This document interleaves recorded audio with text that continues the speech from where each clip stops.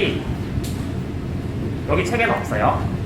큐티는 원래 묵상에서 이제 아무래도 나온 말이죠. 먼저는 이제 묵상이 있었고, 근데 묵상과 이제 큐티의 차이점이 뭐냐에 대해서 조금 생각을 해보면 좋을 것 같아요. 근데 일단 묵상 자체는 우리가 그냥 마음으로만 읽는 거 말고 조선시대의 선비들이 마치 책 읽듯이 그거를 읽어내면서 되게 작은 소리로 읽어내면서 하나님의 말씀을 자기 마음속에 새기는 작업이에요.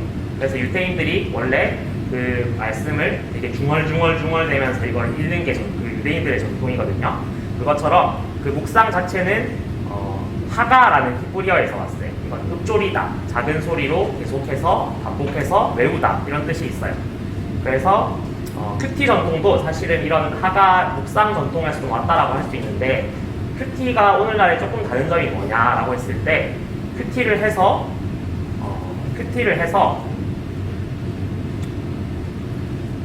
왜 하느냐, 이게 좀 차이인 것 같아요. 왜 하느냐에 좀 더 포커스가 되는 것 같고, 물론 말씀을 읽는 것 자체가 너무 좋은 일이지만 이 말씀을 읽어내음을 통해서 오늘날 내 삶에서 어떻게 적용할 것이냐까지 가는 게 이제 큐티거든요. 물론 큐티는 먼저 하나님과의 파이어 타임이라고 해서 하나님과의 조용한 시간을 보내고, 하나님과만 내가 조용히만 있는 게 아니라 그걸 가지고 이 세상에서 내가 어떻게 나갈 거냐라는 거죠. 그래서 큐티의 목적은 말씀을 통해서 하나님을 더 알아가고, 또 여기서 더 나가서 사람에 대해서, 자신에 대해서도 더 알아가는, 마치 거울을 보듯이 말씀에 나를 비추는 그런 효과가 있다고 할 수 있어요. 근데 이제 큐티의 또 다른 특징은 이제 매일매일 하도록 본문이 주어졌다는 거죠. 물론 말씀 매일 읽어야 되지만, 예전에는 그냥 큐티라는 어떤 본문이 없었을 때 내가 그냥 개인적으로 오늘은 1장 읽고, 오늘은 한 절 읽고, 아니면 내일은 한 5장 읽고 이런 식으로 나가는 게 있었는데, 지금 우리에게 주어진 큐티는 매일마다 적정한 분량의 성경 말씀을 읽어낸다라는 거죠. 그래서 좀 현대인의 삶에 아무래도 좀 알맞게 세팅이 돼 있는 게 큐티라고 할 수 있겠어요. 그래서 시간 되실 때는 사실 큐티 본문 말고도 쭉 한번 이렇게 통독을 하는 시간이 되게 유용해요. 그래야 성경 전체 이 틀을 다르게 파악할 수 있기 때문에. 자, 그래서 큐티 순서에 대해서 조금 생각해 볼 필요가 있는데, 오늘날 우리가 큐티가 너무 현대화되다 보니까 그냥 4시간에 딱 적당하게 한 30분 하면 끝, 이런 식으로 될 때가 조금은 많은 것 같아요. 저도 개인적으로 봤을 때 그런 적이 조금은 있었던 것 같아요. 그래서 가능하면 저도 그 큐티 안에서 좀 순서를 만들어 가려고 고민을 합니다. 먼저 당연히 기도로 이 말씀이 내 가운데 묵상하면서 느껴지고 이루어지고, 하나님께서 나의 오늘도 터치해 주시기를 기도하고, 그리고 찬양을 듣기도 하고 하기도 하고, 그리고 마치고도 큐티 가운데 내가 어떻게 적용할 수 있을까 이런 거를 뽑아낸 다음에 하루에 적용도 해보고, 네, 이런 식으로 큐티의 어떤 순서에 있어서도 우리가 조금 생각해 볼 부분들이 있다라고 생각을 해요. 자, 그럼 이제 어떻게 하냐라고 했을 때, 큐티에는 크게 3가지 요소가 있습니다. 아까 앞에 얘기했던 묵상, 그리고 적용, 그리고 우리가 목장 모임에서 많이 하는 나눔. 큐티를 한다는 것은 내 마음 가운데서 하나님 주시는 그런 변화들이 먼저예요.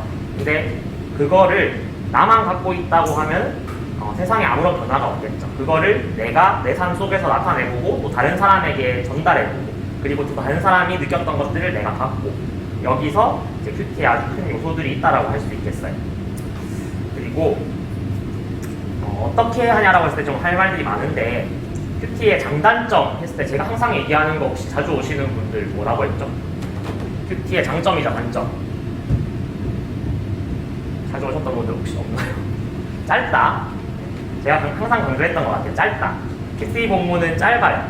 그래서 하루 주어진 딱 그 묵상만 봤을 때는 앞뒤 맥락이 없을 수가 있어요. 이게 큐티를 매일 해왔으면은, 매년 해왔으면은 괜찮은데, 그게 아니라 중간중간에 했을 때 단점이 좀 끊어질 수 있다는 거예요. 특히 역사서 같은 경우는 앞에서 무슨 내용이 흘러왔는지 모르고 그날 본문을 볼 수 있다는 거죠. 그래서 큐티의 단점을 극복하기 위해서는 성경 전체의 메시지가 어느 정도 내 안에 있어서 그 안에서 오늘 본문이 뭘 말하고 싶은지를 알아내는 게 중요하다는 거죠. 그래서 성경의 전체적인 메시지는 뭔가라고 했을 때, 당연히 우리가 몇 가지를 꼽을 수 있겠죠. 목사님 항상 얘기하시는 하나님의 나라, 그리고 예수 그리스도, 오실 예수 그리스도, 오신 예수 그리스도, 그리고 다시 오실 예수 그리스도에 대한 이야기이기도 하고 하나님의 사랑의 메시지이기도 하고 그런 전체적인 큰 흐름에서 이게 벗어나지 않는다면은 그날의 묵상을 그날 본문 안에서 잡아내는 거는 되게 어렵지 않다라고 봐요.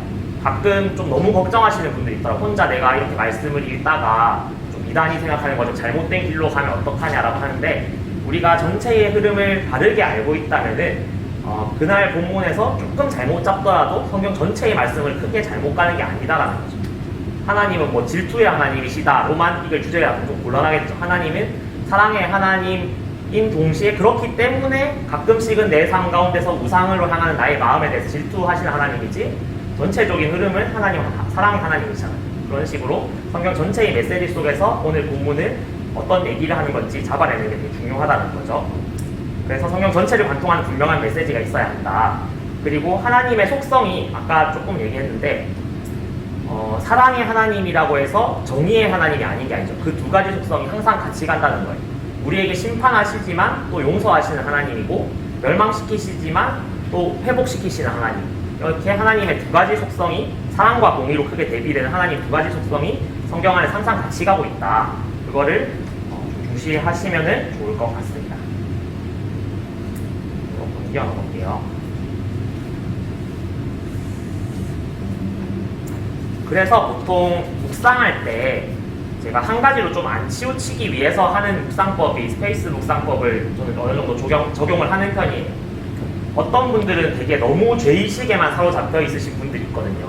오늘 말씀 읽어도 회개해야지, 내일 말씀 읽어도 회개해야지, 내일 모레 말씀 읽어도 회개해야지 이것밖에 없으신 분들이 때로 좀 있어요.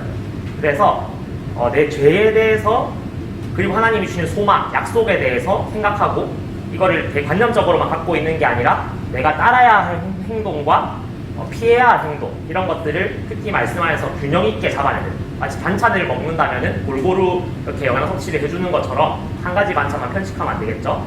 그 큐티 말씀 안에서 성경 전체에서 풍성하게 주시는 하나님의 메시지들을 조금 여러 가지 관점에서 내가 적용해 볼 필요가 있다라는 거를 좀 생각하시면 좋을 것 같아요. 필요하시면 나중에 또 이미지 여기 책에는 없는데 나중에 이미지 한번 드리도록 하겠습니다. 스페이스 앞글자만 따서 묵상법이라고 합니다. 그래서 방금 얘기 많이 했는데 큐티할 때 주의할 점이 이런 하나님이 어떤 분이신지 그리고 내 묵상이 너무 한 방향으로만 흘러가고 있는지 조금은 점검해가면서 매일매일 큐티를 하는 게 중요하다는 거죠. 때로는 회개가 너무 없어도 문제가 되고 맨날 회개만 해도 문제가 되고 때로는 너무 관념적인 오늘 너무 은혜롭다 여기서만 끝나는 기도하고 이게 행동으로 내 적용으로 나가야 되는데 그렇지 못하고 너무 좋다 그냥 끝 이렇게 되는 게 조금 위험할 수 있다는 거죠. 그래서 항상 균형을 조금의 생각을 하면서 말씀의 삶에 있어서 적용을 한번 해보는 것을 추천해 드립니다. 자, 그리고 성경을 볼 때 아주 중요한 점 중에 하나가 아까 전체 맥락을 보였잖아요. 성경은 분명히 역사성을 가지고 가고 있어요. 그래서 역사적인 흐름이 있는데요. 자, 물론 다들 아시겠지만 역사적인 흐름 조금만 짚어보겠습니다. 자, 구약을 10개 시대로 나눌 거예요. 구약을 10개 시대로 나눌 건데 첫 번째가 혹시 사이즈가 잘 보이시나요? 네. 첫 번째 혹시 읽어보실까요? 창조시대. 네, 창조시대.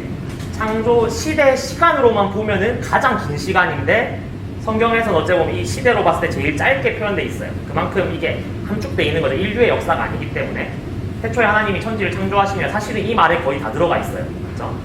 그래서 하나님 사람을 창조하시고 그 가운데서도 인류 공통이 되는 조상들이 어느 정도까지 살았는지가 나오면서 아브라함이 나오면서 이 시대가 끝나요.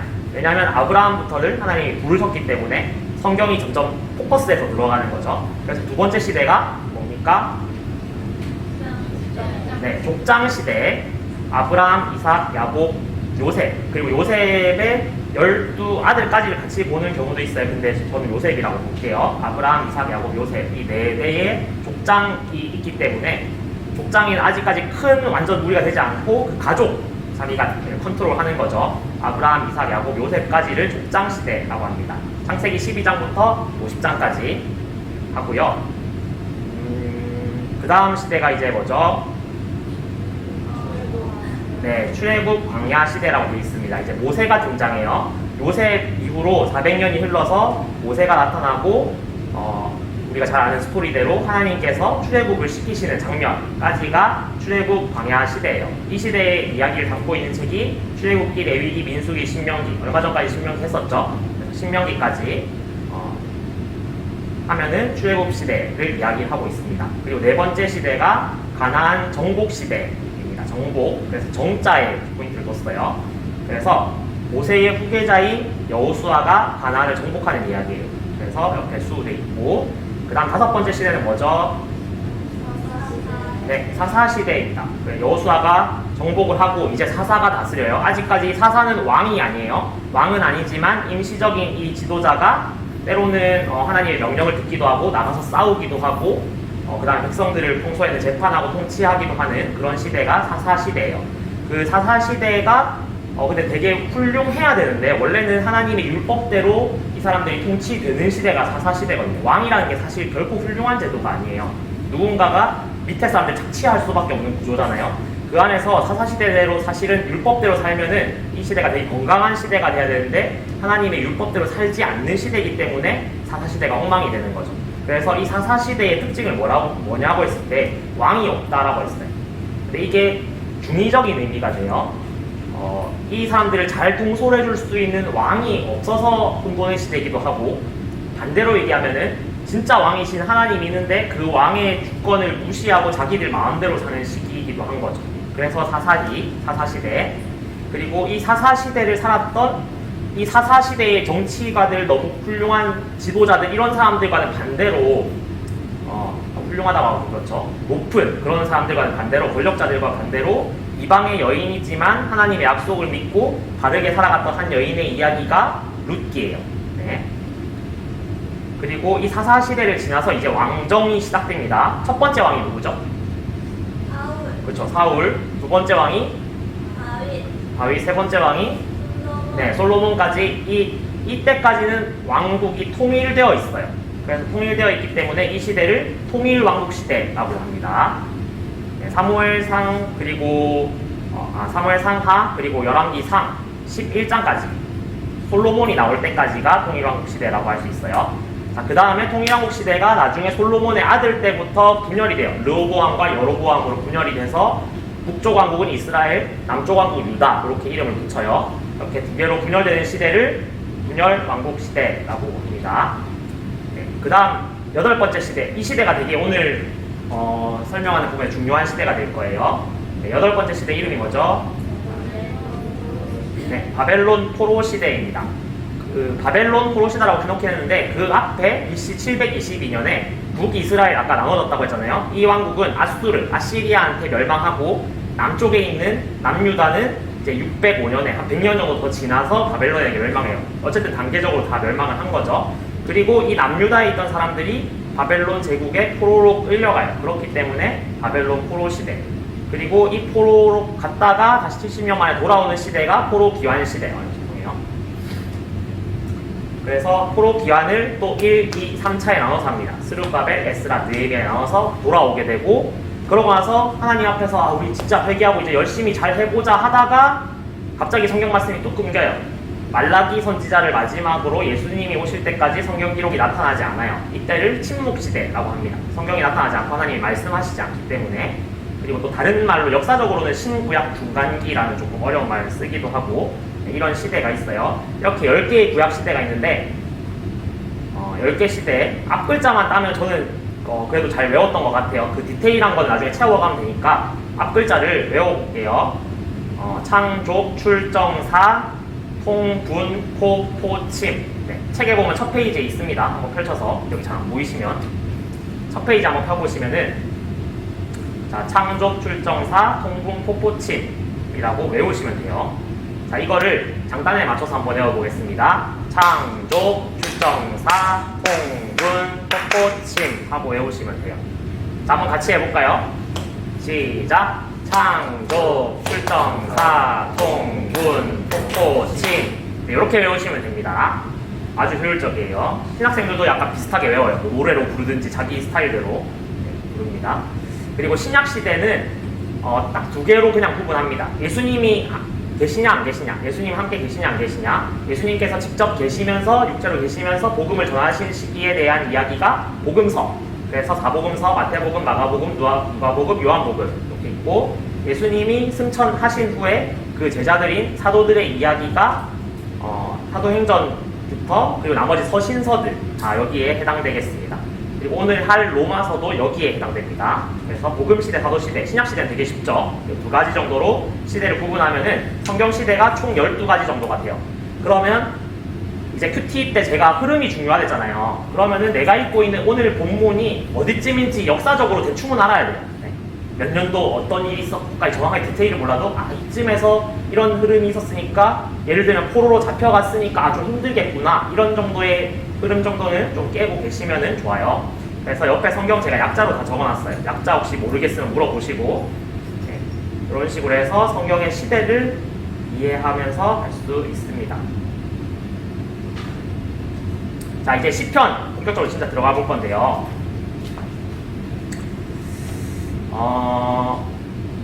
책을 한번 펴보시죠. 자, 시편 누가 지었을까요? 보통 누가 지었다라고 많이 그럴까요? 시편 하면? 다윗. 네, 다윗이 보통 제일 많이 나오죠. 그런데 시편은 여러 사람이 지었습니다. 네, 여러 사람이 지었고, 그 중에 다윗의 시가 되게 많긴 한데 요거에 대해서 조금 이따가 제가 얘기를 하긴 할 거예요. 근데 여러 가지 설들이 있어요. 유대인들의 탈무드에는 다윗 왕이 10명의 장로들과 함께 시편을 기록했다라고 나와 있어요. 근데 시편 자체에서만 봐도 누구누구의 시라고 해서 다윗이 쓴 게 아닌 게 분명한 시들이 되게 많아요. 그리고 후대의 이름들이 훨씬 많이 나와요. 그래서 다윗이 모든 시편을 일괄적으로 지었다라고 보기에는 좀 어려움이 분명히 있습니다. 그래서 여러 사람들이 지었는데, 여러 사람이니까 당연히 시기적으로도 되게 여러 시기가 되겠죠. 자, 그러고 한 가지 우리가 좀 생각해 봐야 되는 게 중요한 편집 시기가 있었어요. 자, 왜 지었나라고 생각해 봤을 때 바벨론 포로와 기환이 여기서 아주 중요한 포인트가 됩니다. 잘 기억해 두세요. 아까 전에 저희 체크했죠. 바벨론 포로 시대, 포로 기환 시대 두 가지가 있었어요. 자, 바벨론 포로기는 이렇게 진행이 돼요. 바벨론 포로, 조금 어려운 말로 유수라고도 해요. 바벨론 포로, 바벨론 같은 말입니다. 자, 그래서 1차, 2차, 3차로 나뉘어서 잡혀가고, 돌아올 때로 1차, 2차, 3차로 나뉘어서 돌아와요. 그렇게 외워두시면 편합니다. 자, 그리고 1차, 2차, 3차 포로 때 각각 그 끌려가는 계기를 제공한 왕이 18대 왕, 19대 왕, 20대 왕이에요. 그래서 여호야김, 시드기야인데, 그 목사님이 쉽게 외우시는 방법 알려준 게 김긴시로 외우면 돼요. 약간 비슷한 이름이 많잖아요. 그 중에 좀 다른 포인트를 찾아서 이렇게 이름 외우는 거예요. 김긴시. 자, 그리고 연도는 정확하게 외우실 필요까지는 없어요. 정확하게 외우면 너무 좋겠지만, 저도 정확하게 다 못 외우거든요. 가끔씩 보거든요. 근데 605, 597, 586은 좀 중요한 연도라 사실 저 외우는 연도긴 하고, 그래도 대충 BC 600년, 기원전 600년 전쯤에 여호야김이 1차 포로 사건이 있었구나. 그리고 시드기야가 한 20년 있다가 시드기야도 잡혀갔구나. 이 정도까지 외워주시면 아주 훌륭합니다. 네. 이 정도만 하시면은 성경을 이해하는데 전혀 문제가 없어요. 그래서 이 3차에 나눠서 잡혀가는데, 1차에서는 고위층 인사들이 다 잡혀가요. 이때 선지자 다니엘도 좀 귀족 집안 자제로 보이거든요.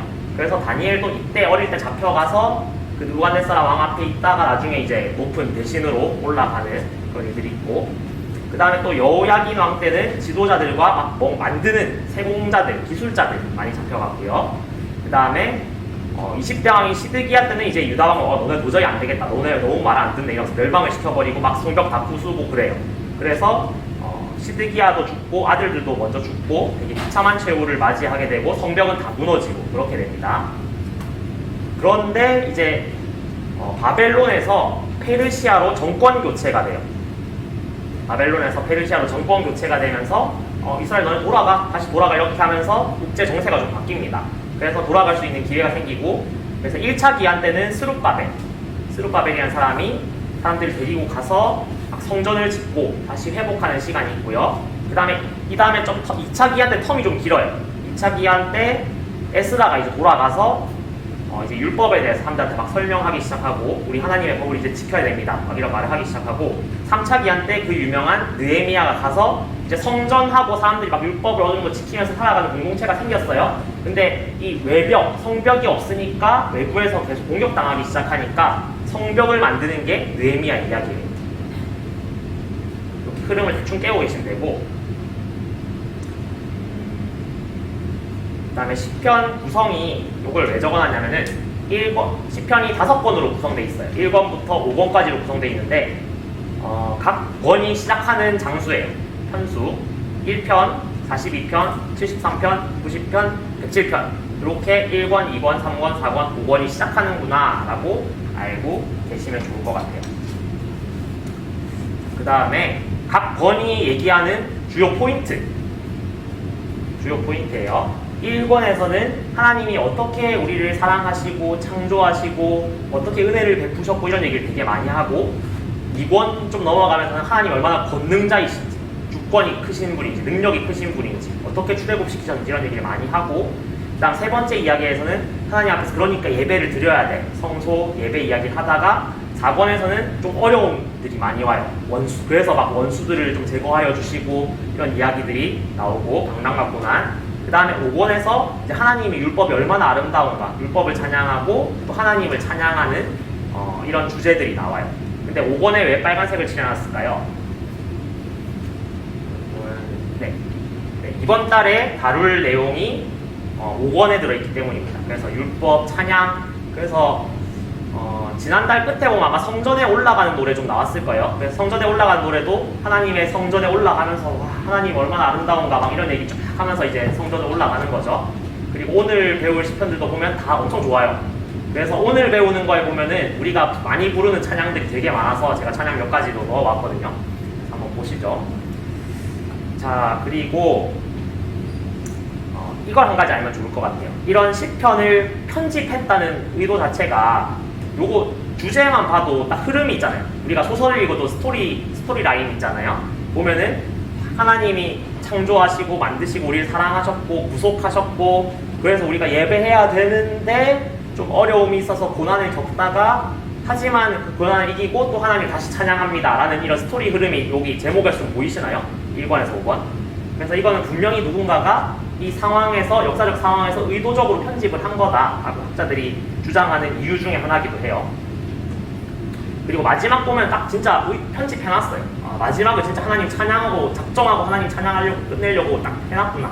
이거를 큐티를 해보시면은 좀 이해가 될 것 같습니다. 6월달 본문의 마지막에 보면은 제가 아까 성전에 올라간 노래가 나와 있댔잖아요. 이 예루살렘 보면은 그 자체가 진짜 되게 고지대, 예루살렘 자체가 되게 이렇게 고지대 이렇게 형성이 돼 있고, 그 중에서도 성전이 있는 그 성전산 꼭대기는 되게 높대요. 그러니까 한마디로 사람들이 예루살렘에 이렇게 성지순례라고 하죠. 남자들이 매년 3번씩 절기마다 원래는 올라가서 제사를 지내야 돼요. 그러면 다른 지역에서 살다가 예루살렘 와서 그 성전산까지 쭉 올라가면서 불렀던 노래다라고 아마 평을 합니다. 그런 것처럼 이유가 있어요. 시편에도 모아놓은 이유들이 딱 보여요. 이거는 이럴 때 부르려고 했구나, 이런 이유들이 있는데, 오늘 할 136편이죠. 첫 번째 나온 게 136편인데 이것만 봐도 분명히 이 저자의 의도가 있는 시예요. 보면은 한 사람이 말하고 그 사람이 답하고 이렇게 주고받고 하도록 되어 있거든요. 좀 이따 볼게요. 그런 식으로 의도적으로 이렇게 편집을 해놓았다. 근데 이 편집 자체를 했다는 게 의도가 되게 나쁜 게 아니거든요. 축자 영감설이라는 게 있는데, 하나님이 성경을 쓰는 사람한테 갑자기 막 뭔가를 부어줘가지고, 성을 부어줘가지고 와 되게 무의식적으로 성경을 썼다는 게 축자 영감설이에요. 근데 저는 그거를 동의하지 않고요. 보통 이제 유기적 영감설을 많이 이야기하는데, 하나님이 분명히 은혜를 부어주시고 성령을 부어서 성경을 쓰게 하신 것은 맞지만, 유기적으로 내가 사람이라는 존재로 태어났고 내 문화라는 배경이 있고 한국어를 쓰고 내 나이에 맞는 걸 통해서 하나님이 성경을 쓰게 하신다는 거죠.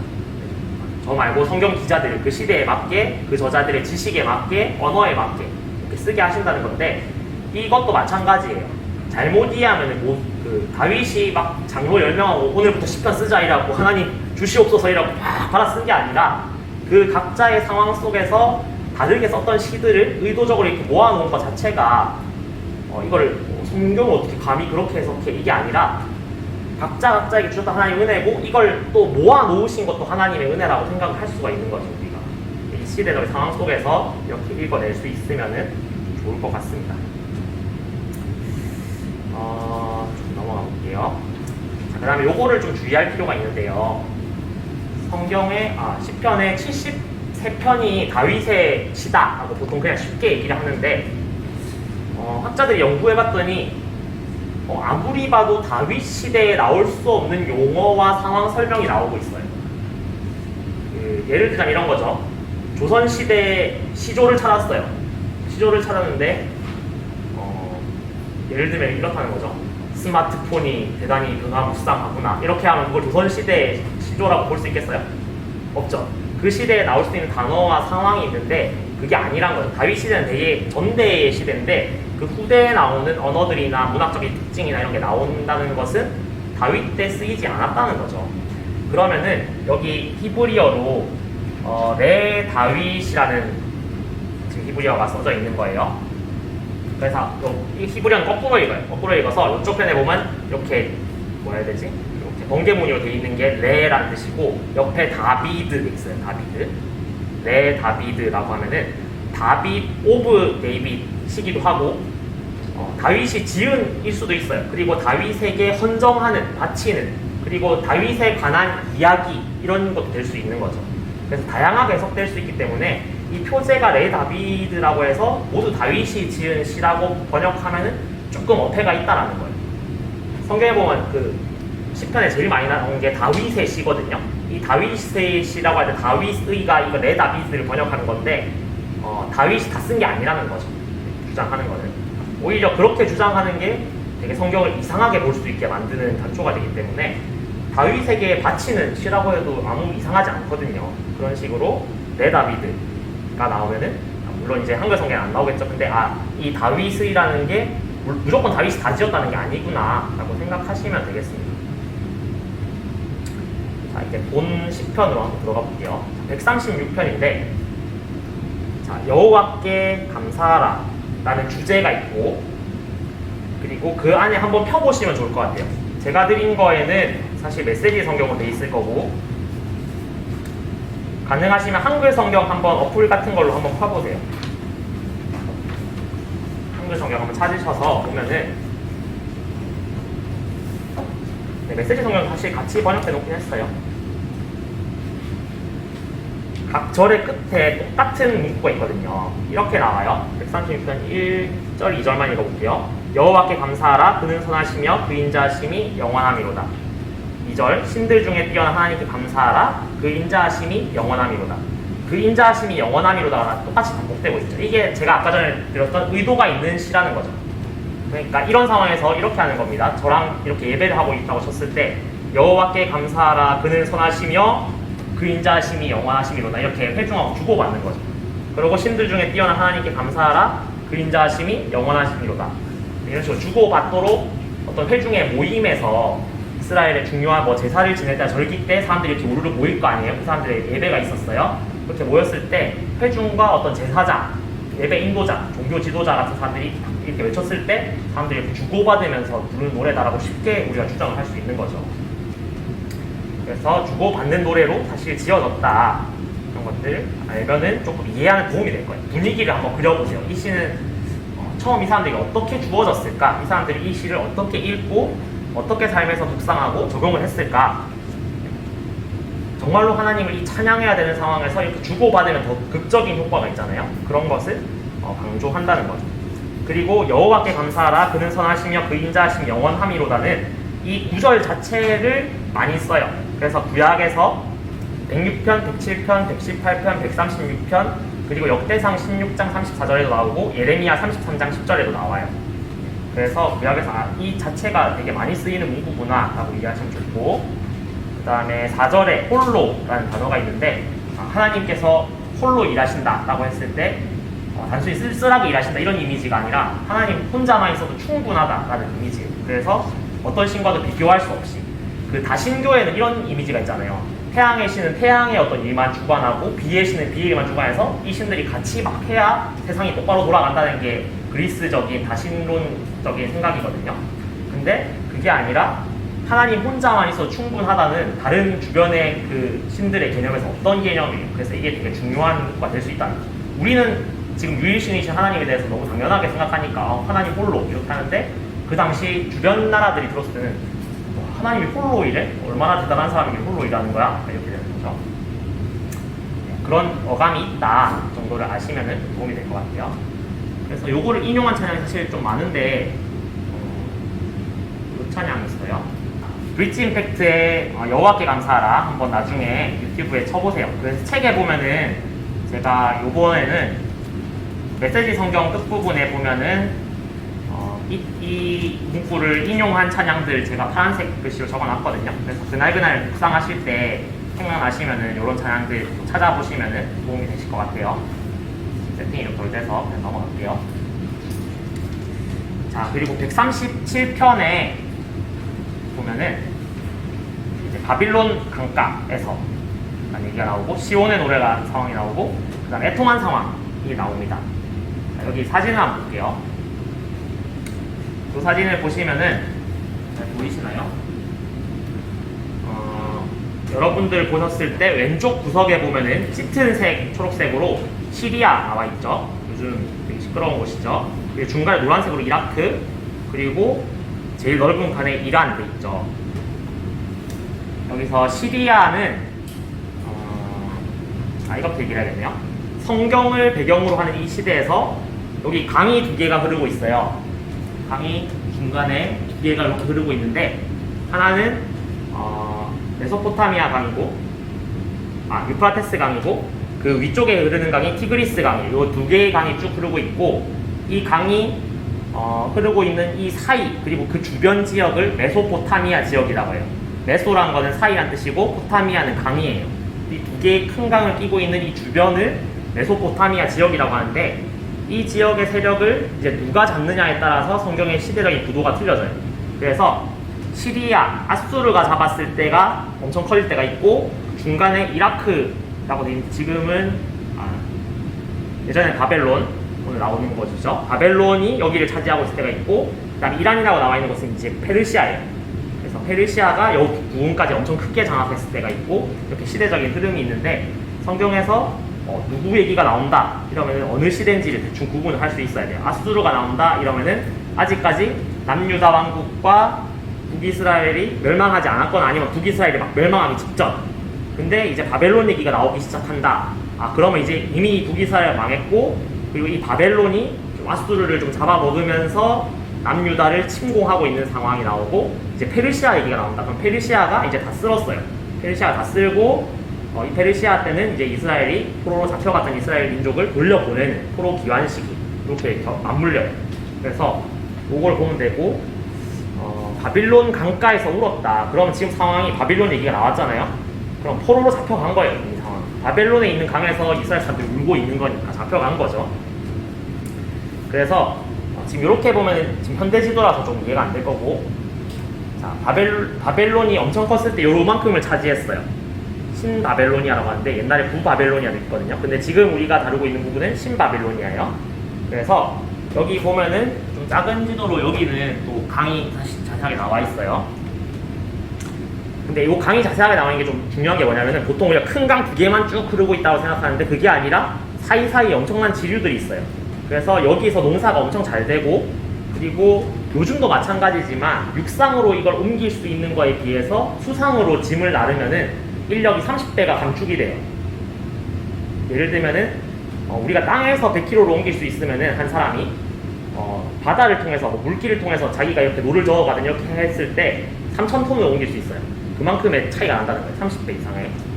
그렇기 때문에 이 바벨로니아가 자기가 제국이 성장하면서 뭘 많이 했냐면은 막 운하를 파거나 수로를 파거나 이런 일들을 많이 했어요.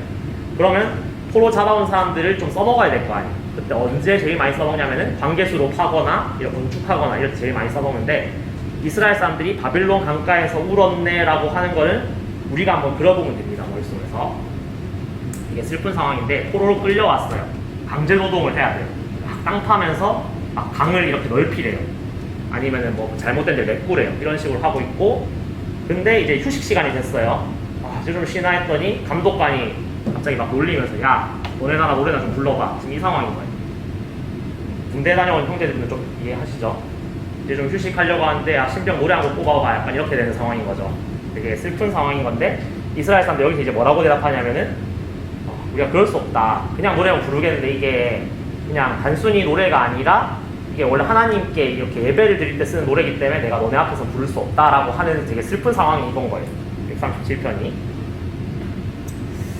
네, 그래서 바벨론의 여러 강변에서 울었다라고 하고 있고, 2절에 보면은 버드나무에 수금을 걸었다는 게 무슨 뜻이냐면은 수금을 이제 하프를 켜겠다는 게 아니고 나무에 올리지 않고 내가 이렇게 손에 잡으면 켜는 건데 나무에 걸었다는 거는 난 더 이상 노래하지 않겠다라는 뜻이에요. 노래할 수 있는 상황이 아니다. 그래서 실제 이 상황과 관련해서 그런 얘기가 있었다고 해요. 우리가 여호와인지 야훼인지 이 발음을 갖고 아직도 싸우는 이유가 사실은 그때 이스라엘 사람들이 바벨론에 끌려가서 하나님의 거룩한 이름을 함부로 부르지 말라라는 그 10계명이 있잖아요. 그 계명 때문에 하나님의 이름을 안 불렀대요. 글자로만 쓰고. 그러다 보니까 70년이 넘게 그렇게 하다 보니까 발음을 까먹은 거죠. 글자는 있는데 이걸 어떻게 읽어야 되는지가 헷갈리는 거예요. 네.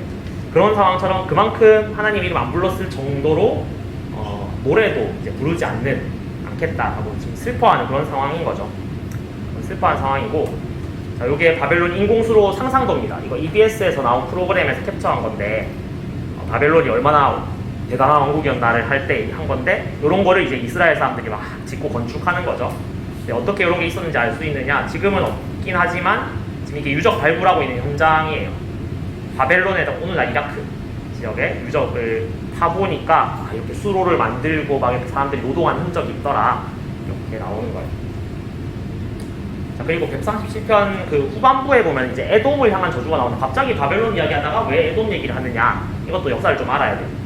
바벨론이 이스라엘을 침공할 때 원래 에돔은 동맹국이었어요. 그래서 원래는 도와줘야 맞는데 바벨론이 너무 세니까 에돔이 안 도와주면서 오히려 뒤를 쳐요. 뒤통수를 쳐요. 그래갖고 오히려 이스라엘 같이 공격하고 약탈하고 이렇게 했기 때문에 이스라엘 입장에서 더 미운 거죠. 그래서 에돔을 향해서 저주를 하는 상황이 있는 거예요. 근데 이제 그게 있죠. 에돔에 대해서 이야기하고 다시 바벨론을 향해서 그런 얘기를 합니다. 이 어린 것들을 바위에 메어치겠다. 애들을 바위에 집어 던지겠다는 거죠. 그만큼 화가 난다는 거예요. 근데 하나님 이런 비인도적인 거를 무조건 다 허락하시느냐? 이스라엘이니까 뭐 다 오케이 이렇게 아니라 시편의 특징을 우리가 좀 이해를 해야 되는 겁니다. 시편은 진짜 사실적인 이야기를 한다기보다 내 감정적인 부분을 하나님께 호소하는 거예요. 찬양하는 것도 있지만 하나님 너무 힘듭니다. 어려워 죽겠습니다. 살려주세요. 이런 얘기까지 다 있고, 원수들 너무 힘들어요. 하나님 제대로 좀 뽑아주세요. 없어주세요. 이빨을 뽑아주세요. 눈을 뽑아주세요. 이런 얘기도 쉽게 하거든요.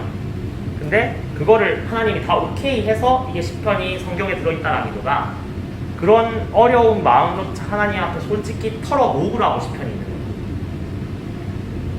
근데 웃긴 거는 이 시편의 사람들이 그거를 자기가 직접 실행하는 게 아니라 하나님께 맡긴다는 거예요. 내 분노와 내 어려움들을 하나님께 맡겨드리기 때문에 이 시편이 가치가 있는 거예요. 그 안에서 내가 스스로 정화되기도 하고, 그래서 시편 내용들에 보면 그런 게 되게 많아요. 하나님 저 악인들, 내 원수들 좀 다 뽑아주세요. 이렇게 하다가 마지막에는 이게 마음이 스스로 정리가 돼요. 하나님을 이루시니 하나님께서 알아서 실 것입니다. 하나님을 찬양합니다. 이중인격자인가 싶을 정도로 시편 처음과 끝이 다를 때가 되게 많아요. 그래서 근데 이게 우리의 감정이고 우리의 모습인 것 같아요. 우리가 하나님 앞에 왔을 때 진짜 막 어렵고 힘들다가 기도하고 말씀 듣고 막 이러다가 회복될 때 많잖아요, 스스로도. 저도 그럴 때가 되게 많은데 진짜 솔직한 시인 것 같아요. 솔직한 성경인 것 같고, 그래서 시편이 우리한테 가치가 있는 게 아닌가라는 생각들을 좀 해볼 수 있어요. 이게 1972년도에 만들어졌다가 1978년도에 독일 보니엠이라는 그룹이 리메이크해서 세계적인 인기를 끈 노래인데 이 가사가 그냥 137편이에요. 근데 이 사람들이 무슨 크리스천 뮤지션이라서 그렇게 한 게 아니고 그냥 가사가 좋아서 이제 쓴 건데 되게 히트를 했었던 것 같아요. 근데 이걸 왜 제가 굳이 들으려고 했었냐면은 이 노래 가사가 보면은 이 시편 130편 보면은 아까 슬픈 노래잖아요. 나라를 잃어가지고 안 그래도 슬퍼 죽겠는데 원수들은 막 고향 노래 불러보라 그러고 난 하나님 노래라서 부를 수 없고 하나님 너무 힘들고 어렵습니다 라고 하는 노래인데 이거를 되게 경쾌하게 불러요.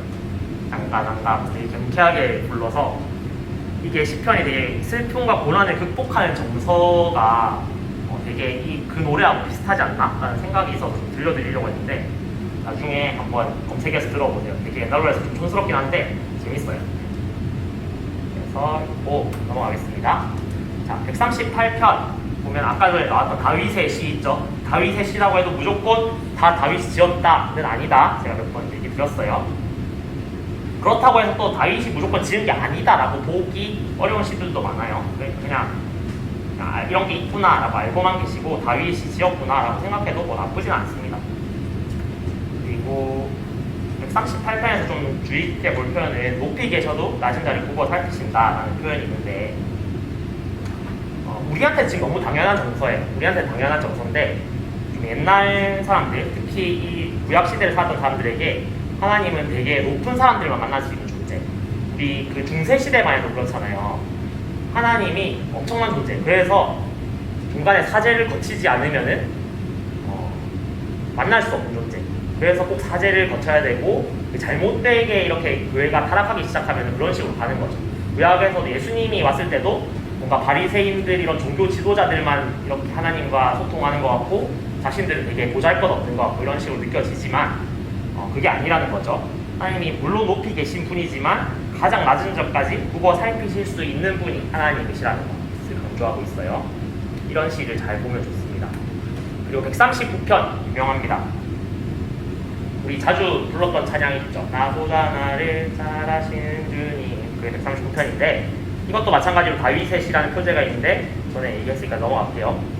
그런데 문제가 뭐냐면은 문체가 후대 사람들 바벨론 이후에 사람들이 쓰는 문어, 문체 이런 걸 쓰고 있다는 거예요. 그래서 다윗이 쓴 게 아니구나 라고 생각할 수 있는 거죠. 그렇지만 왜 다윗인가라고 했을 때 어떤 다윗의 마인드와 너무 다 있는 거예요. 하나님이 중요하시고 하나님이 높으시고 하나님이 얼마나 대단하신 분인지 라고 얘기를 했을 때 다윗의 어떤 얘기하는 것과 같은 차원에서 얘기를 하고 있기 때문에 내 다비드라고 썼을 것이다 라고 주장을 할 수 있습니다. 그래서 이 시에는 하나님이 얼마나 높은지 계속 강조하고 있어요. 하나님의 전지하심, 모든 걸 다 아신다는 뜻이고 전능하다는 걸 모든 걸 다 할 수 있다는 뜻이고 무소부재란 말 좀 어려운데 하나님이 없으신 곳이 없다라는 거예요. 모든 곳에 다 존재하신다는 거예요. 조금씩 다르지만 다 하나님 다른 속성이에요. 절대 주권, 하나님이 단순히 만들기만 하거나 힘만 센 분이 아니라 진짜 다 주인이다. 그리고 완전한 판단, 어떤 것에 있어서 진짜 제일 정의롭게 판결하시는 분이다 라는 것을 하나님의 여러 가지 속성에 대해서 좀 구체적으로 얘기를 하고 있는 거예요. 그래서 그 목사님이 조금 저번에 얘기하실 때 있는데 시편 139편 한번 들어보시고 시편 139편의 느낌이 약간 잘못 해석했다는 느낌도 있어요. 그 주님 앞에서 내가 어디로 피할 수 있겠습니까? 라고 막 한식하는 부분인데 그걸 너무 경쾌하게 해놨어요. 근데 그 시편 139편의 느낌과 조금 다르게 내가 하나님 앞에서 절대 피할 수 없습니다 라는 그런 고백들이 있는 시예요.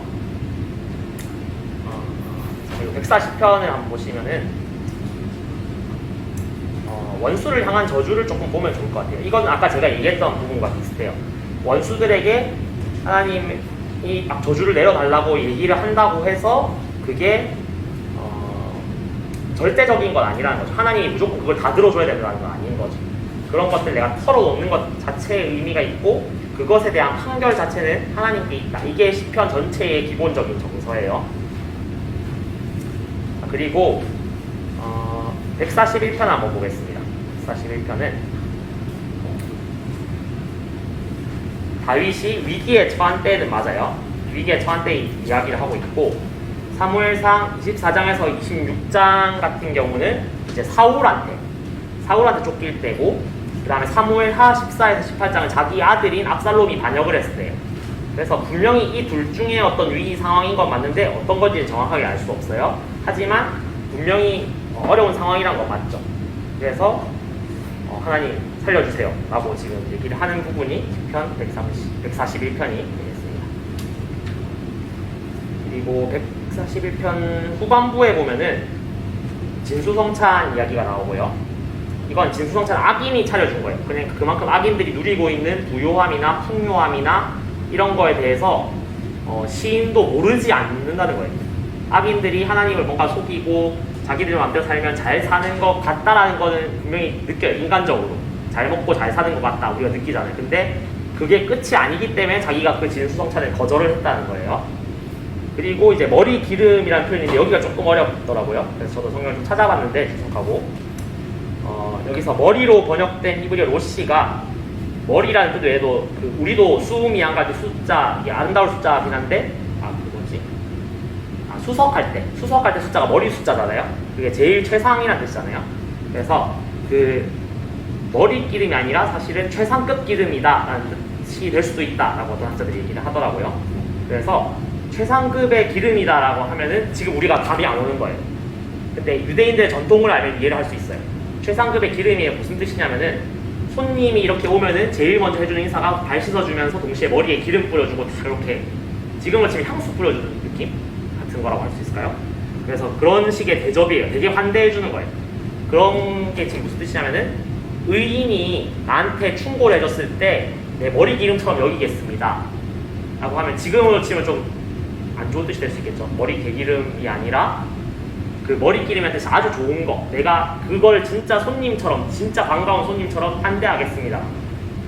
근데 이것처럼 다윗이 밧세바랑 간음했을 때 나단의 충고에 대해서 거절하지 않고 받아들이잖아요. 그런 상황인 거죠. 지금 되게 참회시인데 시편 141편이 참회시인데 다윗이 그거에 대해서 기꺼이 좀 불편하지만 내가 그걸 기꺼이 받아들이고 수용하겠습니다라는 의미에서 이 머리의 기름을 이해를 할 수 있을 것 같아요. 자, 그리고 142편에는 다윗이 굴에 있을 때라는 표제가 있는데 다윗이 굴에 들어갔을 때 이야기가 성경에 2번 나옵니다. 사무엘상 22장이랑 사무엘상 24장 둘 다 사울한테 쫓길 때 어느 굴인지는 알 수 없지만 상황은 비슷한 거죠. 사울에게 막 쫓기고 있고 자기는 잘못한 것도 없는데 이 왕이 미쳐가지고 자기를 죽이겠다고 막 쫓아다니는 거죠. 그런 상황에서 쓴 시다라는 배경을 좀 보면 좋고, 그 다음에 아스길이라는 표현이 나와요. 그 원어가 이제 샤칼인데 지혜로 아니면 가르침 이런 뜻이 있어요. 그래서 하나님 나를 가르쳐 주세요 이런 차원의 어떤 시편의 형태로 볼 수 있는 거죠. 그래서 이걸 지혜의 시라고 번역하기도 하고 네, 그렇게 됩니다. 이 마스길이라는 게 어떤 좀 교훈을 담은 시를 얘기하는 거구나 라고 아시면 되고, 그리고 지금 시인이 처한 상황이 아까 굴 속이라고 했는데 원통함, 우환, 내용이 속에서 상할 때 그리고 올무 이런 표현들만 딱 봐도 다윗이 그 진짜 굴 속에서 어려움에 처해 있구나 이렇게 보는 거죠. 자, 그리고 143편이 이제 7대 참회 시에 해당합니다. 다윗이 되게 어려움에 죄송해요. 네, 7개의 시편에서 가장 유명한 참회시예요. 네, 일반인들에게도 좀 유명할 정도로 유명한 시인데 이 시는 하나님께 좀 도움을 청하고 있어요. 하나님, 내 어려움 자체를, 내 죄를 내가 해결할 수 없으니 하나님 해결해 주세요 라는 차원의 이야기를 하고 있고, 여기서 이제 이야기하는 게 주의 진실이라는 표현이에요. 여기서 진실이라는 표현이 좀 중요할 수다고 저는 보는데 에무나라는 히브리어를 번역하는데요. 이게 원어가 뭐냐면은 아만이에요. 히브리어는 그 앞글자 모음이 자음이 중요하거든요. 그래서 이응 미응 아마 이응 아만인데 여기서 에무나가 와요. 그리고 우리가 많이 쓰는 아멘이라는 단어도 이 아만에서 와요. 이게 뭐냐면은 인정합니다, 그렇습니다, 그러면서 동시에 확실합니다, 신실합니다 이런 뜻이 있어요. 그래서 하나님이 신실합니다 라고 얘기했을 때 우리가 아멘으로 대답하는 것, 하나님의 신실하심에 대한 우리의 리액션이 아멘이 돼야 된다. 그래서 우리가 설교 시간에 말씀 듣고 아멘하는 것도 그냥 습관적으로 하는 게 아니라 그 말씀에 내가 충분히 동의하고 그게 확실하다고 믿고 그 말씀에 비춰보았을 때 하나님의 그 신실하심이 나타납니다 라는 의미거든요. 그런 차원에서 우리가 아멘을 좀 함부로 하면 안 되지 않을까 라는 생각이 좀 있고, 그렇다고 하지 말라는 뜻이 아니라 그걸 비춰가면서 내가 충분히 이해하고 받아들이고 아멘을 하시라는 의미로 생각을 해볼 수 있습니다. 그만큼 하나님이 먼저 신실하심을 보여주시는 거죠. 그리고 2절 보면요, 이게 참회시인데요, 이게 다윗의 시라고 되어 있는데 다윗 되게 뻔뻔하다 이 생각 들었었거든요. 2절 그 개역개정 보시면은 이렇게 나와요. 주의 눈앞에는 의로운 인생이 하나도 없나이다. 자기는 간음을 저질렀어요. 그러면서 이제 용서를 구해달라고 하는 건데, 하나님 용서해주세요. 사람 치고 잘못 안 하는 사람도 있어요. 우리 지금 이거 인터뷰로 했으면 되게 막 천리공로할 그런 인터뷰예요. 근데 그럼에도 불구하고 되게 뻔뻔해 보이는데도 다윗의 이 기도에 되게 진실성이 숨겨져 있는 거죠. 우리가 아무리 잘해도 하나님 앞에서, 사람 앞에서는 내가 떳떳할 수 있겠지만 하나님 앞에서 떳떳할 수 없잖아요. 그렇기 때문에 그거를 전제로 기도를 하는 거고, 이게 또 로마서 3장 10절에 기록된 바 의인은 없나니 하나도 없으며 라는 말과도 우리가 일맥상통하게 볼 수가 있는 거죠. 그리고 145편이에요.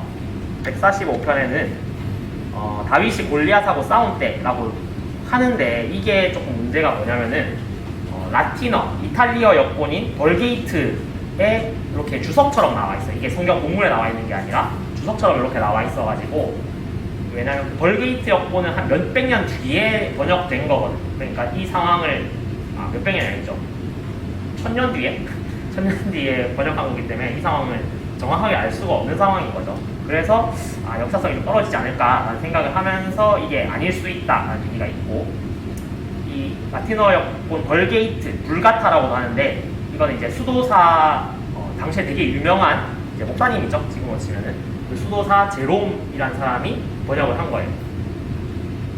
정확하게 몇 년도인지 잘 기억이 안 나는데, 이제 한참 라틴어가 많이 쓰일 때, 원래 성경은 히브리어로 쓰이고 그 다음 예수님 시대에 헬라어를 쭉 쓰다가 나중에 이제 성경 로마가 기독교를 국교화하고 난 다음에, 그때까지도 로마의 공용어가 주로 헬라어를 더 많이 쓰거든요. 근데 이게 점점 후대로 갈수록 라틴어를 많이 쓰게 돼요. 라틴어가 원래 로마 말이거든요. 이 로마 말을 많이 쓰게 되면서 이제 우리말로 성경을 한번 번역해봐라 하면서 한 게 제롬이 쓴 벌게이트, 불가타 여권이라는 거죠. 그래서 한참 뒤에 나온 거기 때문에 설명이 좀 부실하지 않을까, 역사성이 없지 않을까라는 생각을 하기도 한다는 겁니다. 나중에 성경 족보치 공부해보실 생각이 있으면은 이 불가타 여권이 되게 중요한 거예요. 벌게이트 그냥 상식적으로 알아두시면 될 것 같고,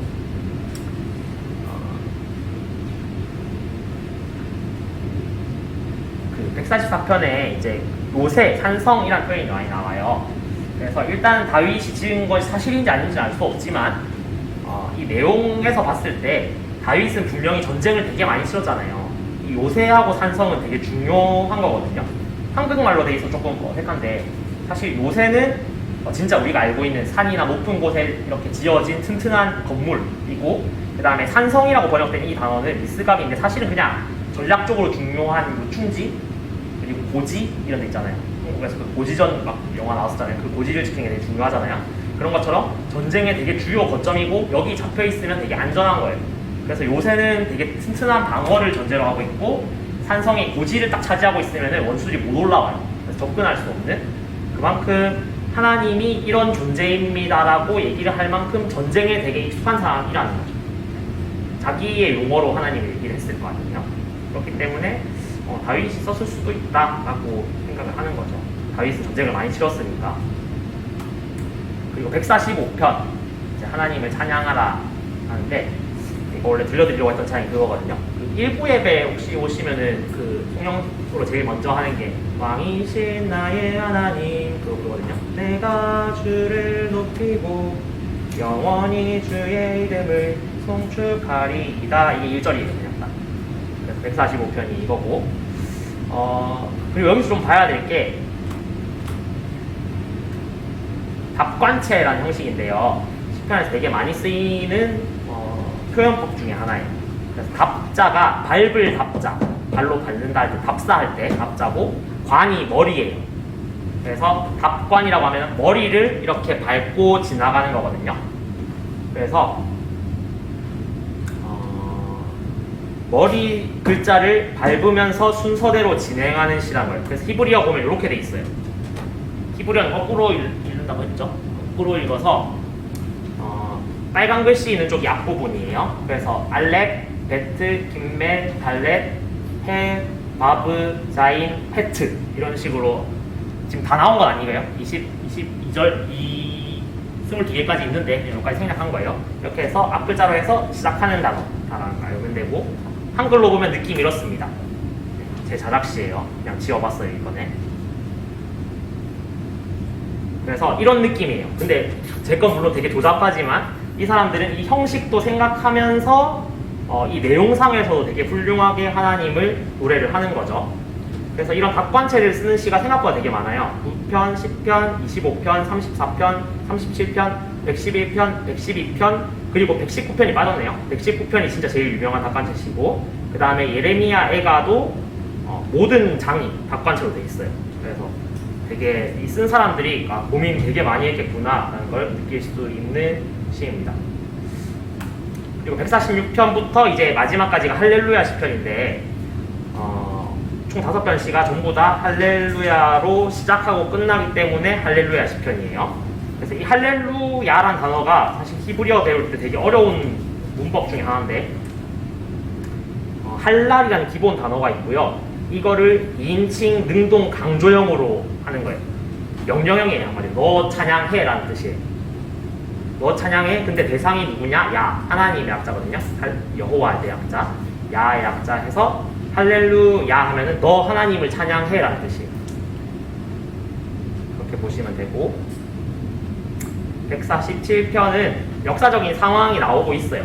147편 1절에서 4절 한번 보세요. 시편을 앞으로 묵상하실 때 이런 식으로 하시면, 시편 말고도 다른 모든 성경도 그래요. 147편 1절에서 4절 보시면은 우리가 방금 잠깐 공부했던 역사적 상황이 나오고 있어요.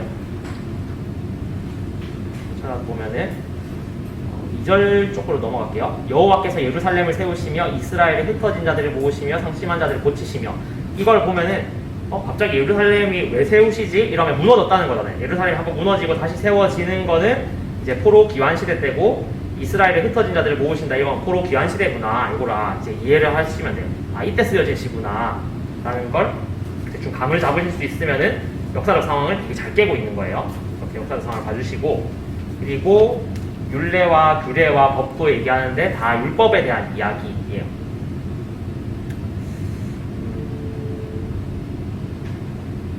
자, 이 부분이 조금 불편할 수가 있어요. 19절, 20절 보면은 전혀 안 불편하실 수도 있는데, 조금 자세히 보면 좀 저 같은 경우 개인적으로 좀 불편했던 부분 중에 하나가 있었어요. 19절에서 20절.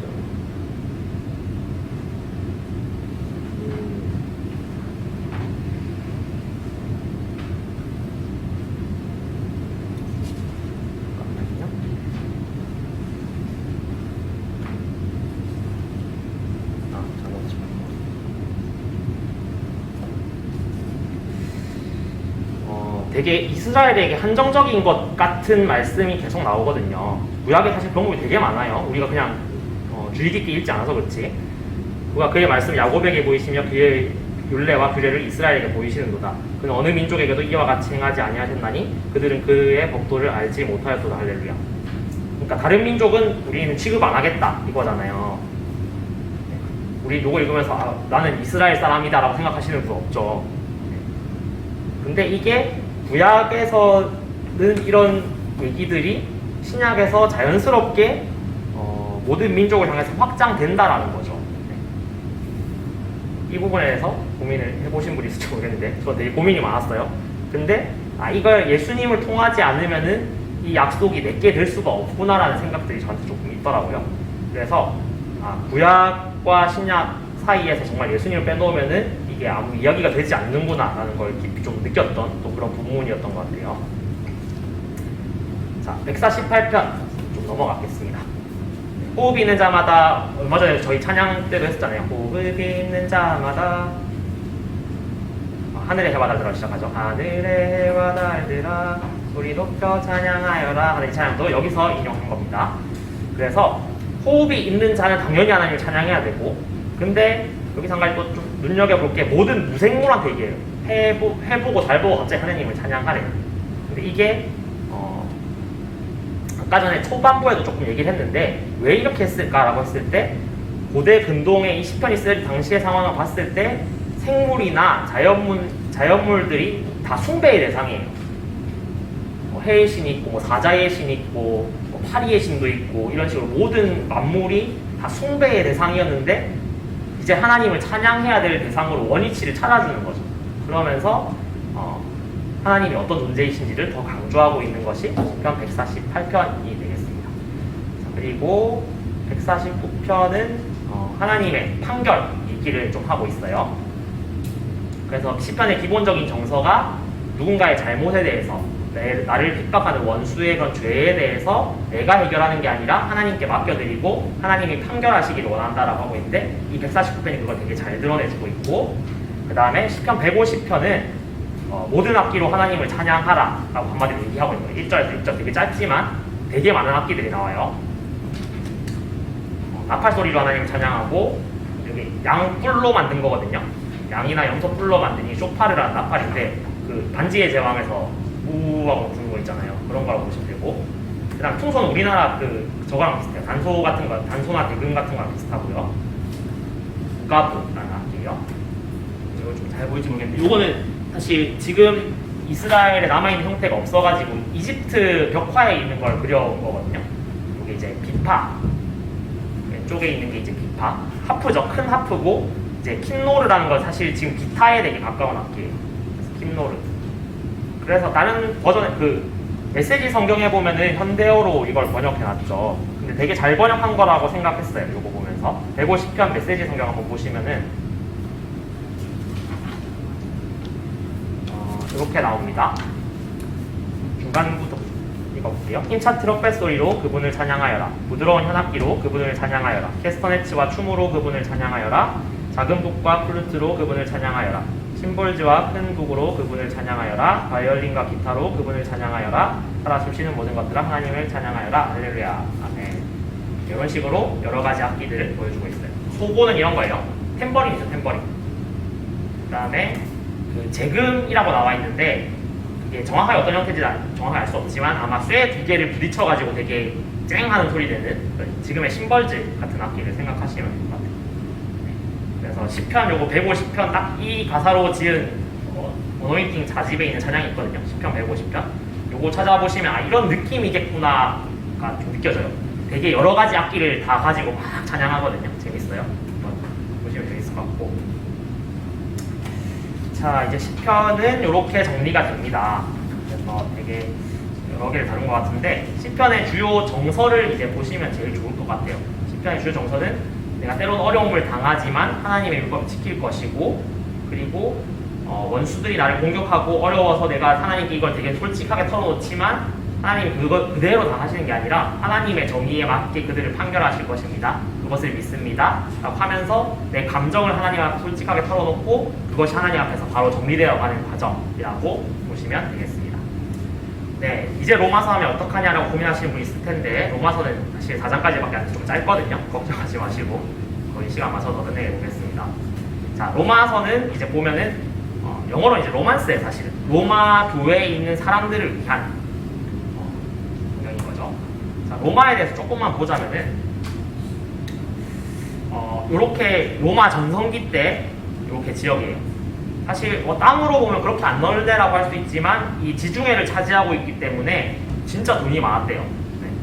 지중해 딱 알곡 지역들을 딱 차지하고 있었기 때문에 사실 이 외에 지금 차지하지 않은 다른 지역들은 이때로 보면 다 그냥 황무지거든요.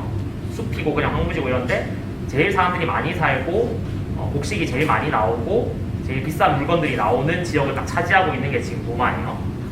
그래서 로마 역사는 거기 잠깐 생각할게요. 거기 표 좀 보시면은 이렇게 흘러갔구나 하고 보시면 될 것 같고 로마의 특징이 있는데요. 사도 시대 때 로마 시대라서 되게 어려웠던 점도 있겠지만 로마 시대라서 가능했던 되게 좋았던 점들이 많아요. 첫 번째, 진짜 로마 도로 진짜 좋아요. 제국을 잘 통치하기 위해서 모든 지역에 다 병력을 100% 두는 게 아니라 딱 경비병만 두고 주 군단은 항상 로마에 대기하고 있어요. 그러다가 뭔가 반란이 일어나거나 전쟁을 쳐야 되거나 이러면 이 길 따라 쫙 가는데 이게 지금 현대까지도 남아있는 로마 도로거든요. 그러니까 2000년 전에 닦은 건데 아직까지 남아있는 거예요. 근데 이 기술이 그냥 돌만 박아놓은 게 아니라 요 밑에서부터 지대 공사를 해서 기반 공사를 해서 쫙 올라왔기 때문에 이게 지금도 안 틀어지고 지진이나 막 이런 거에도 안 무너지고 이대로 다리나 도로 같은 게 남아있대요. 그래서 이 도로가 그 당시 딱 수레, 말이나 소가 끄는 그 수레가 딱 지나가는 규격이 있었는데 그 규격대로 만든 거거든요. 조금 더 여유가 있었겠죠. 그래서 사실 이게 현대에도 어떤 영향을 미쳤냐면은 유럽에 처음에 기차가 깔릴 때 기차를 제대로 깔 수 있는 제일 튼튼한 길이 뭘까라고 했을 때 로마 사람들이 깔아놓은 게 제일 튼튼했대요. 그래서 이 위에다가 레일을 얹어서 기차를 만들었는데 이 길 사이즈가 정해져 있잖아요. 그러니까 이 길 규격에 맞춰서 지금 기차의 표준 규격이 됐어요. 그게 유럽에서 그렇게 되고 미국에서 그렇게 되고 한국에 건너와도 지금 지하철 이 좁은 것도 로마인들이 닦아놓은 도로가 좁아서 그래요. 로마인들이 한 10cm, 20cm만 더 평균 길 넓게 깎아놨으면 도로가 기차가 훨씬 더 넓었겠죠. KTX나 이런 것도 물론 우리가 좀 넓게 일부러 칸을 조정해서 만들고 하지만 그 정도로 로마 사람들이 도로를 잘 닦았다는 거예요. 그래서 길이 아주 잘 돼 있었기 때문에 이 길뿐만 아니라 해상로도 되게 잘 돼 있어요. 그 해상로도 되게 많이 개척을 해가지고 그 지중해 라인 따라서 배가 엄청나게 다니고 육로로도 사람들이 엄청나게 다니고 그래서 사도들이 복음을 전하러 갈 때 막 엄청 황무지를 막 이렇게 치고 간 게 아니라 되게 잘 닦여 있는 길을 따라서 이렇게 다니면서 복음을 전했을 것이다 라고 생각을 할 수 있어요. 그래서 17세기 프랑스 시인이 되게 유명한 말을 남겼죠. 모든 길은 로마로 통한다. 유럽의 모든 길은 로마로 통한다 라고 유명한 언어를 남겼죠. 그리고 두 번째, 통일된 문화 체계와 언어가 있었어요. 로마에서 되게 중시했던 게 이런 언어적인 게 물론 자기 나라 말 좀 쓰는 걸 허용을 했지만 공용어를 썼어요. 그게 이제 헬라어와 라틴어인데요. 초반에는 아까도 얘기했듯이 헬라어를 좀 더 많이 썼어요. 왜냐하면 로마 사람들이 그 헬라 문명에 대한 조금 동경심 같은 게 있었거든요. 원래 로마어는 라틴어인데 헬라는 원래 그리스거든요. 로마 사람들이 그리스를 정복하긴 했지만 이 사람들의 막 아리스토텔레스, 뭐 소크라테스부터 시작해서 그 사람들의 어떤 예술품 이런 걸 되게 존중해가지고 우리가 헬라 말을 좀 써보자. 그리고 이미 그 헬라어가 그 지중해 지역에서 많이 쓰이고 있었거든요. 또 효율성 면에서도 그렇고 그래서 헬라어를 공용어를 채택해서 우리나라 마치 영어 쓰듯이 공용어를 채택을 좀 하면서 주변 나라들이 로마에 다스리는 모든 나라들이 다 헬라어를 쓰게 됐어요. 그래서 사도들이 어디 가서 헬라어로 말을 해도 전도를 할 수 있는 상황이 된 거죠. 그리고 사상과 문화에 대한 포용성이 좀 있었어요. 로마가 반역을 일으키는 게 아닌 이상에 대해서는 그 나라의 문화와 관습과 종교에 대해서 인정을 해줬어요. 근데 예루살렘에 있었던 기독교들 왜 초반에 박해를 당했는가? 그 사람들이 문화적으로 좀 주류가 아니라 오히려 자기가 안정화시켜 놓은 이 예루살렘 그 유대 지역에 뭔가 정치적으로 불씨가 될 수 있을 만한 상이라고 했기 때문에 그 기독교를 박해하도록 허락을 해준 거예요. 일종의. 근데 그런 게 아닌 이상에는 문화나 종교에 대해서 되게 자유로웠기 때문에 오히려 그 유대 지역을 벗어나서는 사도 바울이 전도하는 데 있어서 아무런 문제가 없었거든요. 오히려 문제가 생긴 거 뭐 때문이냐면은 사도 바울이 로마 황제에 대해서 거역한다라는 게 죄목이 씌워지면서부터 공격을 받는 거예요. 기독교도 그렇고 그 종교 자체에 대한 문제는 없는 거죠.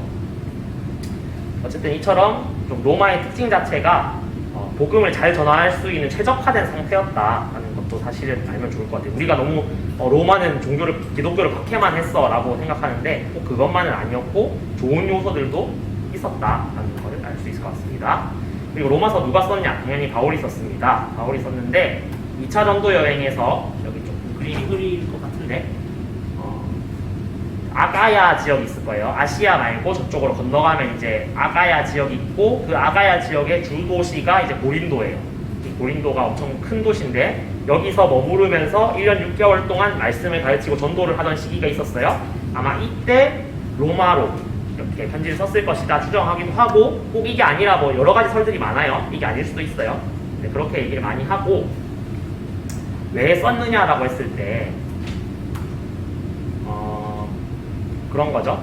바울은 로마에 가본 적이 없어요. 이때까지는. 이 로마서를 쓸 당시에 그 얘기들만 봐도 나는 거기 가본 적이 없다. 왜냐하면 그 길이 막혔기 때문이다. 근데 나는 가고 싶다. 이런 얘기를 하거든요. 나중에는 가는데 당시에 복음 전하를 바로는 못 가고 나중에 이제 아마 유배됐을 때, 끌려갔을 때 갔을 것으로 추정을 합니다. 근데 아직 가보지 않은 사람들이 아직 가보지 않았는데 거기 사람들이 이미 예수님을 잘 믿고 있다니까 힘내라, 너네 잘하고 있다. 그리고 플러스 다시 한번 복음에 혹시나 좀 잘못 알고 있을까봐 바로 설명을 해주는 거죠. 그게 로마서를 쓴 이유가 될 수 있고, 한 가지 더 하자면은 바울이 항상 원하던 게 땅끝까지 복음을 전하는 거거든요. 근데 당시에 땅끝이 스페인 지역이니까 이렇게 서쪽으로 계속 진행을 해야 되는 상황이라서 로마서를 써서 이 로마 교회가 좀 큰 교회고 하니까 중간 교회가 돼달라, 중간 교착지가 되고 좀 협조를 해달라, 이런 차원에서 썼을 것이다 라고 추정을 하기도 합니다. 그래서 로마서가 하는 이야기가 있는데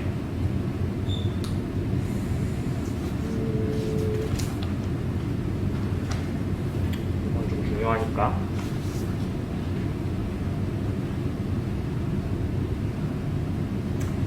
로마서에 되게 중요한 이야기 4가지가 있는데, 첫 번째는 인간의 죄성, 그리고 인간의 죄성에 비해서 예수님의 그 의로, 예수님으로 인해서 구원을 받았다라는 거죠.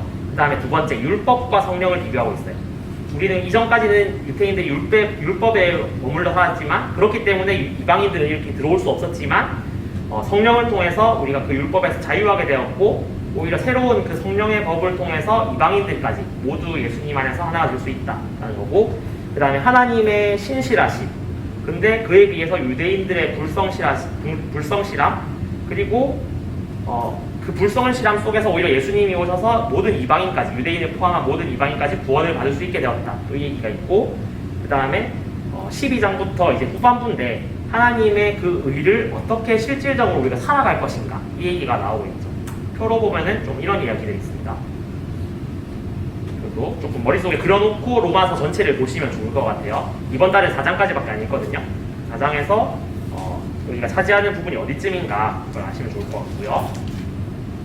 그 다음에 1장 조금만 얘기해 볼게요. 1장은 종, 블로스라는 것과 사도, 아포스톨로스라는 얘기가 나옵니다. 사도 바울 스스로를 얘기하죠. 나는 종이면서 동시에 하나님께 보내심을 받은 사람이다. 사도 바울의 정체성을 알 수 있죠. 나는 누구인가? 라고 했을 때 나는 하나님의 종이고 하나님의 보내심을 받은 자다. 그럼 보내심을 받은 자는 이제 메신저라는 말은 그 보내심을 받은 목적이 있을 거 아니에요?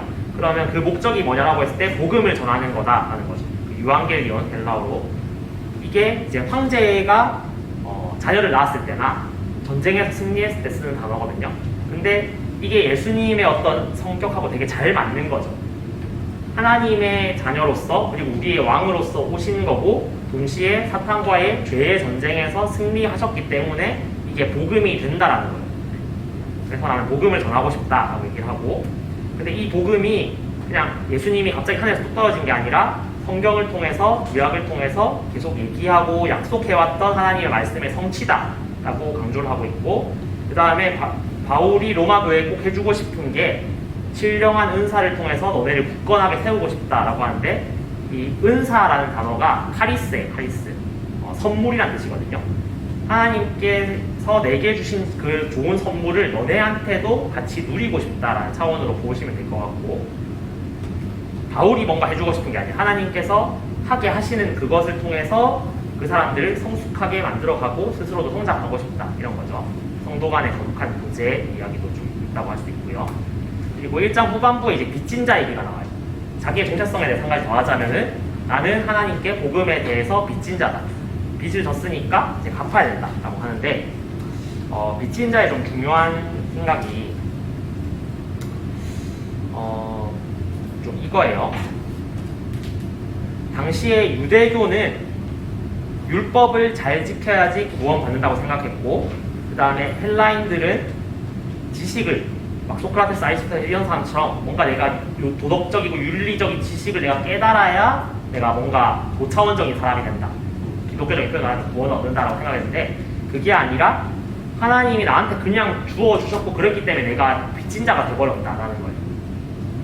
복음에 대해서 내가 어째 보면 좀 강제성, 내가 잘해서가 아니라 복음이 하나님이 나에게 주어주셨기 때문에 내가 구원을 받았다라는 차원에서 볼 수 있는 거죠.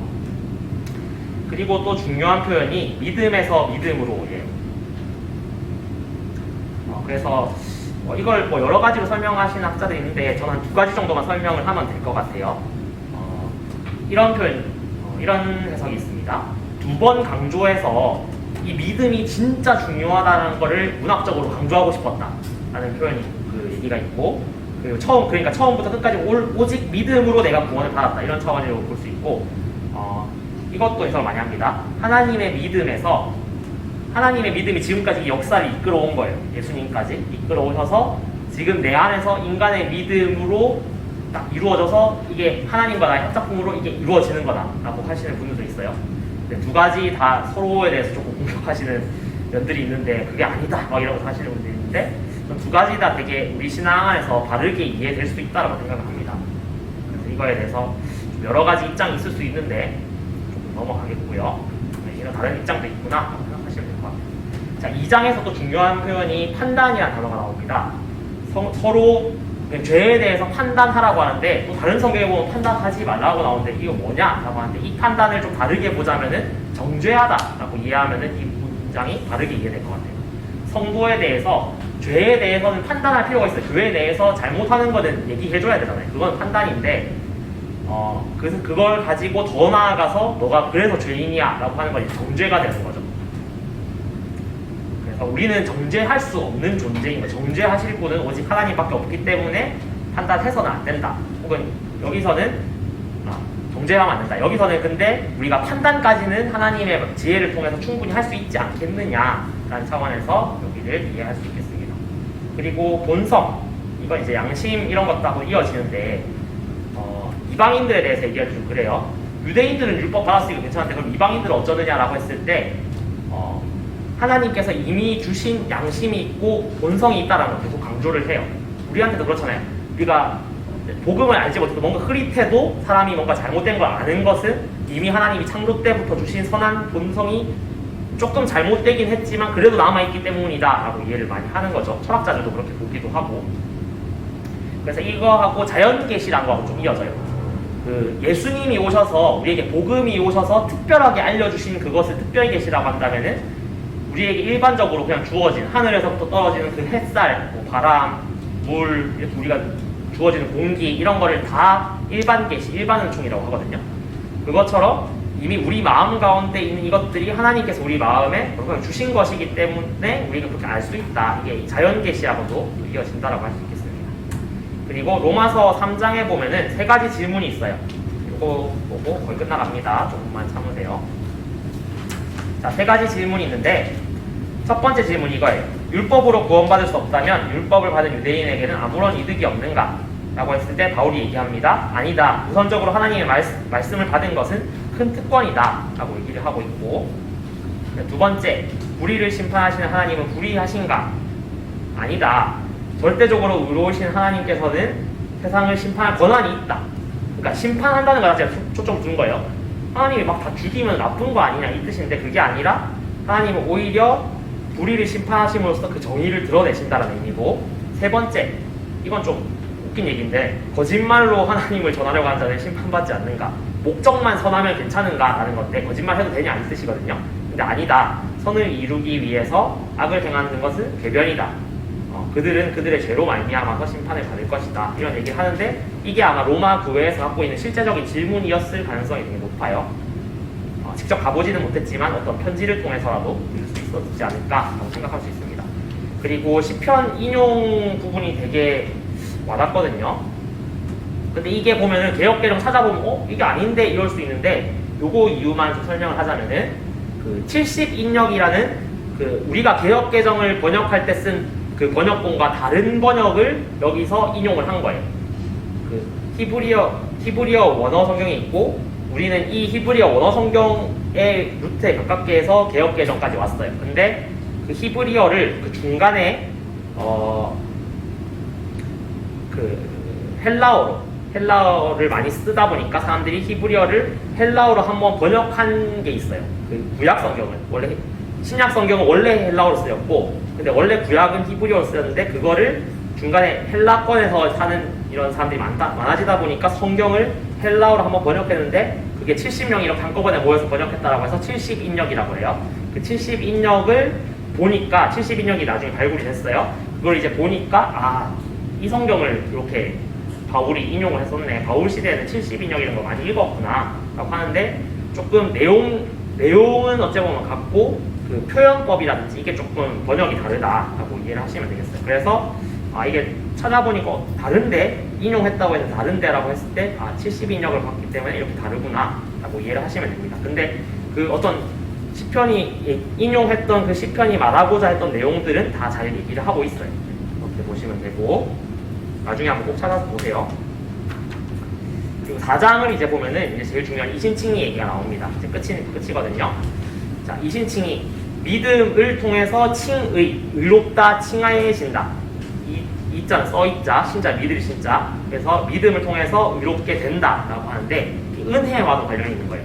우리가 어떻게 구원받느냐라고 했을 때 유대교가 내놓은 해답은 율법을 잘 지키면 구원받아라고 했고, 그리고 또 바울이 그래서 이신칭의로 이걸 돌려놨는데 그 제자들이 예수님 안에서 이게 이신칭이 은혜로 우리가 구원을 받는 거다라고 했는데 중세 시대를 지내오면서 어떻게 됐냐면은 하나님의 은혜로 구원을 받는 거는 맞는데 뭔가 좀 더 해야 된다 이런 식으로 얘기를 하게 되거든요.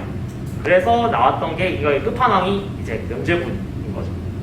너네 죄를 사함을 받는데 뭐 믿음이 있으면 좋긴 하지만 이거 사면 확실해 이렇게 되는 거죠. 그게 명제분인데 그런 게 나올 정도로 그런 신학 자체가 다시 그걸 받쳐주는 것들이 잘못된 신학들이 있었어요. 중세시대에. 그렇기 때문에 이거에 대해서 마틴 루터가 이 성경을 보면서 로마서 4장을 보면서 생각을 하는 거죠.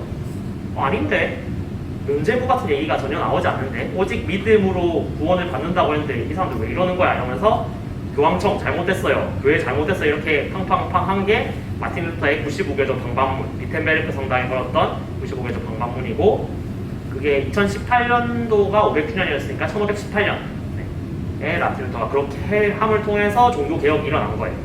그래서 이 종교개혁의 이제 하이라이트가 이제 이 신칭의가 될 수 있겠고, 그래서 4장에서 결국 얘기하는 게 이게 포인트인데 이때 얘기하면서 아브라함의 믿음을 얘기를 해요.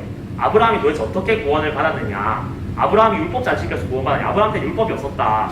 아브라함이 하나님을 믿음을 통해서 그 약속의 조상으로 이렇게 받은 것처럼 우리도 마찬가지로 하나님의 그 약속에 대해서 믿음을 통해서 예수님을 믿음을 통해서 구원을 받는다라고 얘기하는 게 로마서 4장의 이야기가 되겠습니다. 그래서 요 각 장을 또 보실 때 한 절 한 절이 되게 은혜가 있으실 거예요. 근데 그 한 절에만 파묻히지는 마시고 물론 깊이 묵상하시되 로마서 전체의 내용에서 그리고 성경 전체가 얘기하는 거에서 이 4장이 혹은 오늘 묵상하는 뭐 1절에서 10절이 어떤 의미를 갖는가를 잘 생각하면서 묵상을 하시면 되게 도움이 많이 되실 거예요. 그러면서 얘기하실 또 할 때 처음에 얘기했던 그 스페이스 묵상법 그런 거 보시면서 그 묵상이 너무 한 방향으로만 딱딱 이렇게 꽂히지 않고 오히려 다른 방향으로 내 묵상과 적용이 좀 펼쳐질 수 있도록 노력을 많이 하시면 좋겠다라는 생각을 하면서 오늘 이 세미나를 마무리해 보도록 하겠습니다. 감사합니다.